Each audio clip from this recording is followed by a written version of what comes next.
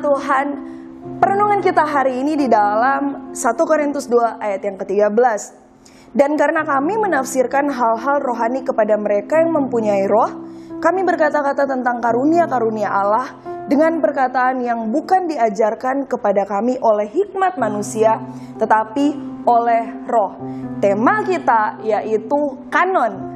Apa itu kanon? Kanon berasal dari kata kaneh atau alat pengukur, yaitu aturan yang digunakan untuk mengukur standar kitab suci atau Alkitab. Sehingga Alkitab yang kita pakai saat ini hanya berjumlah 66 kitab. Sebelum dikanonkan, ada lebih dari 66 kitab atau ada kitab-kitab lainnya juga yang bermunculan. Nah, ketika dikanonkan maka 66 kitab inilah yang kemudian disetujui dan kita pakai hingga hari ini. Yang perlu kita ketahui, Bapak Ibu Saudara yang saya kasih di dalam Tuhan, bahwa Alkitab secara infalibilitas tidak bercacat dan memiliki otoritas kebenaran. Dan secara ineransi maka naskahnya tidak ada kesalahan. Digarisbawahi ya, tidak ada kesalahan. Inilah yang harus kita percayai dan harus kita yakini dalam kehidupan kita sebagai orang-orang yang percaya dan yang menjadikan Alkitab sebagai standar dari kehidupan kita. Lalu bagaimana kita umat Kristiani modern ini bisa mengetahui atau membuktikan bahwa Alkitab yang ada di genggaman kita ini adalah benar firman Tuhan selain daripada setelah dikanonkan itu?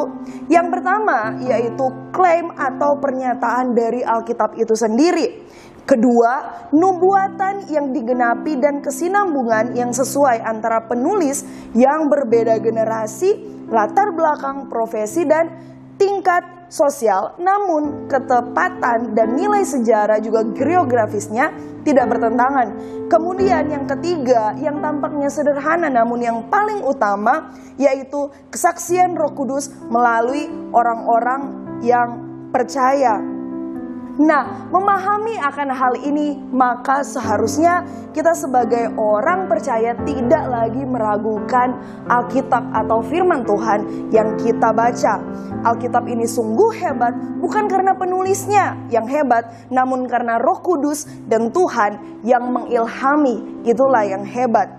Wayne Grudem berkata, Tuhan sangat setia kepada umatnya, meyakinkan kita bahwa tidak ada yang kurang dari semua firman Tuhan yang Tuhan ingin kita tahu untuk mentaati dan mempercayai Dia sepenuhnya. Tujuan dari kita membaca Alkitab adalah mempercayai, mengenal Allah yang kita sembah seutuhnya. Mulai daripada perjanjian lama sampai perjanjian baru, ada benang merah yang menghubungkan semuanya itu kepada karya penebusan yang kita percayai hari-hari ini.